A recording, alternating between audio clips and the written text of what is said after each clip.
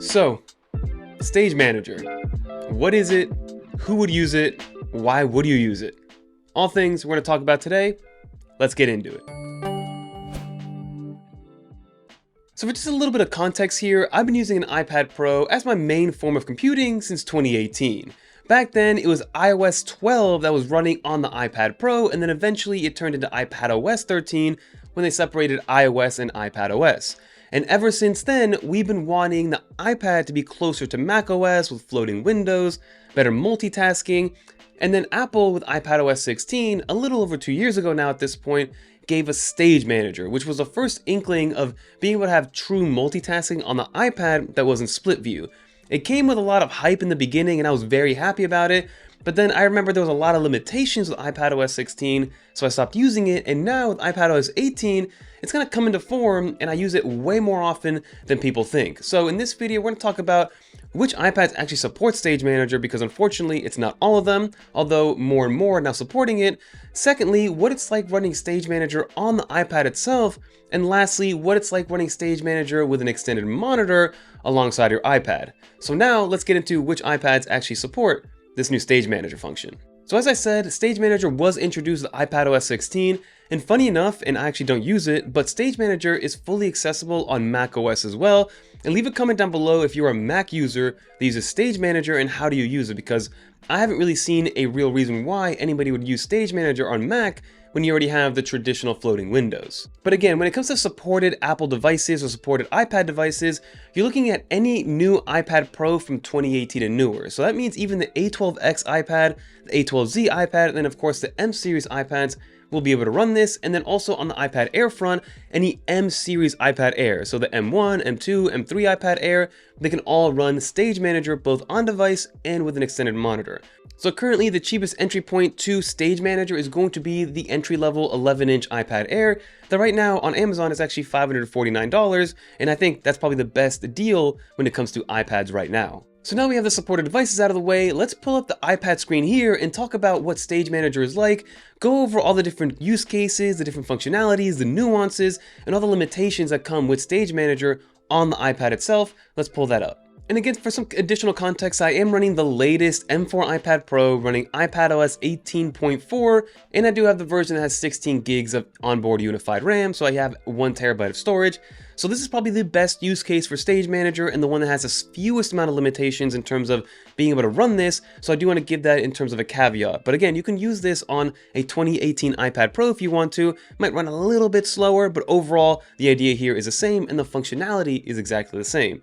But now let's go into our settings here real quick and let's see exactly what this looks like from a Stage Manager standpoint. So if you go down on your left hand side, you see multitasking and gestures. This is going to be your Stage Manager hub.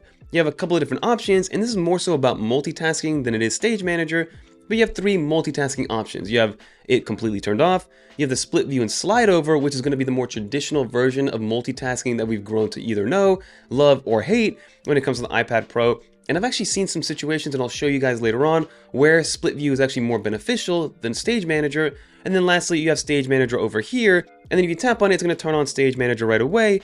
And you can see that the settings here changed a little bit. You still have your picture-in-picture, your productivity gestures, your 4 and 5 finger gestures, your shake to undo. But the first thing you notice, so if I go back to slide over, this is what slide over looks like. If you go back to Stage Manager, the first thing that you notice here is going to be on the bottom right hand corner, there's this new little nub here. This little nub is going to help you resize every single window. So technically I am in Stage Manager, and the way to know that is if I grab this little nub and make it smaller, I am now in Stage Manager view. So my dock is showing up, I have my home screen in the background, and the actual application isn't taking up the entirety of the display. But another quick way to access this is if you go into your control center, it should be there by default, but depending on what you have your situation as, you might need to add it after the fact. Here's your Stage Manager button right here. I have it as a double-sized one just because I like that, but if you long press on here, you do have some additional options, which is great to see, which we will turn on, which by default, all these are going to be turned on.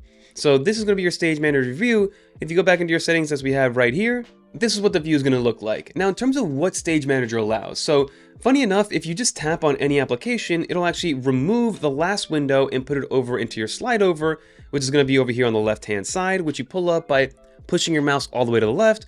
And And if you want to pull up your dock, you push your mouse all the way down to show you exactly where those docks are. And now another way to bring up those different menus, whether it is the recent apps on the left or the dock on the right, if you go into your settings, you do have these two options here. If you turn off this recent app ones, if you look on the left-hand side of the iPad screen, you can see that that Safari window will disappear. And then if you unclick this one, the dock will also disappear, giving you a little bit more screen real estate to work with when it comes to your Stage Manager windows. I like to keep both of these turned off because they actually, by default, go away on their own once you start to kind of make things, once you start to move these around a little bit and they kind of take over. As you can see here, if I push this down, it will do that as well. So it works with a little bit of native inertia, and it works with a little bit of how you're using your windows to actually move them away. But if you do want them to kind of come back every single time, that is how you make them persist. But now, to actually bring in another window and not just move this window out of the way like we did with Safari early on, you actually pull up your dock down here, and if I want to pull up something like the App Store, I actually drag it into place. So it's not going to move your icon like it would in normal mode with Stage Manager turned off, but you can see here that now we do have this second window open, and they overlap each other. But what's nice about this is that they're easy to resize, and the resizability of these windows has come a long way since iPadOS 16.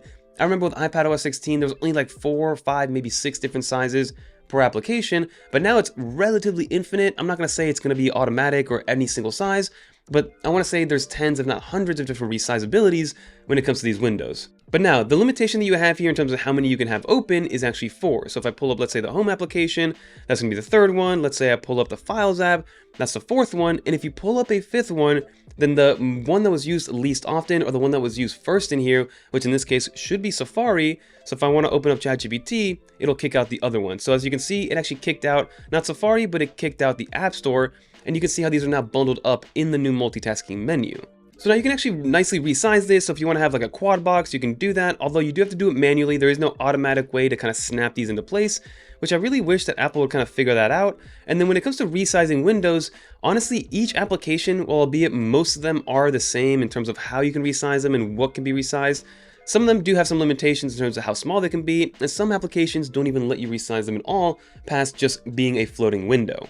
And then as you can see, we do have these two apps on the left-hand side. So you can have up to 4 different groups of applications over here on the recent apps, and each one of those groups can have 4 plus the actual group that you have face in front of you. So you can technically have 20 different windows open at the same time that you can interchange with when it comes to grouping these. And then if you want to, let's say I want to grab the App Store from over here, I can move it over here, and it'll move the other one that we mentioned before. So Safari is now gone. If I want to move the Settings app, I can do this right here.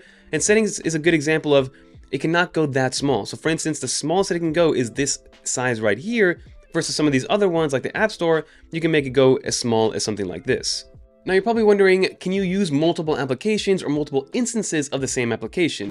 So as you can see right here in Safari, this is going to be a great example. If I grab one of these tabs right here and move it into the slide over or move it into the actual screen itself, it's going to open up a secondary Safari window. So now I have 2 Safari windows open at the same time, and you can continue to do this. So I can press this plus sign and actually move this over here if I want to open up a 3rd window, and now I have 3 Safaris open at the same time. So if the app supports it itself, then you will be able to have multiple instances of that application and manage them accordingly. Another little thing to note here is going to be this 3 dots up here. So these 3 dots are another way to manage all of your different windows and how you want to resize them, or if you want to add multiple instances of those windows. So here you can quickly enter full screen mode if you want to. So you're still in Stage Manager mode, because if I make this smaller, then you can see that you're still in Stage Manager mode. But if you do want to go quickly full screen, you're able to do that. You can add another window here, which then pops up. So if I want to add, let's say, another Safari window or that group, you can then do that. So there's different ways to kind of manage all these different groupings of applications, and they're very easy. Another thing to note when it comes to the physics, I guess, of using Stage Manager, you can see that I have the mouse right here.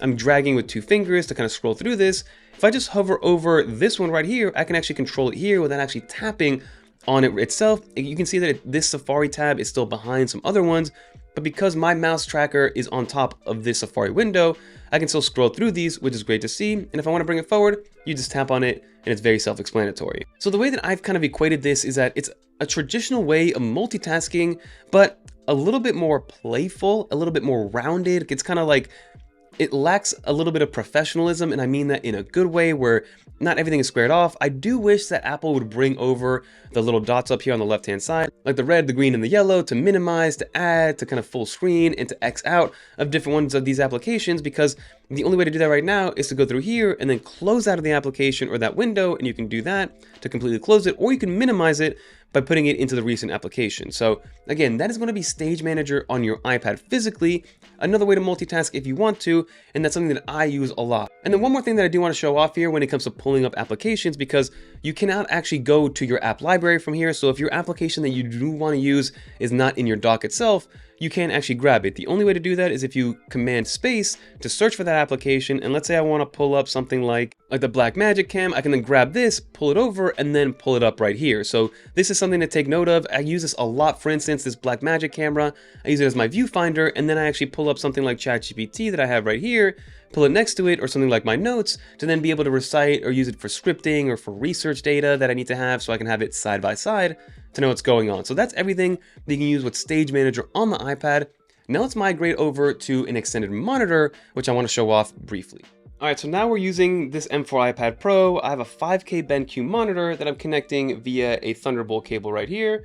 We'll connect it here, let it do its thing, and by default, if you have an iPad that supports extended monitor, which are all the same ones that support the actual Stage Manager itself, it'll pop up automatically. And if you see something pop up right here, you can actually tap on that to get your menu. So the first thing I want to show off here is going to be the menu when you do connect to an external monitor. So by default, your top screen is going to be blank, and then in your settings menu, you now have a brand new option, which is going to be displays. So very self-explanatory, you can arrange it based on where your displays are. By default, it's going to put it on the bottom, but you can put it on either side.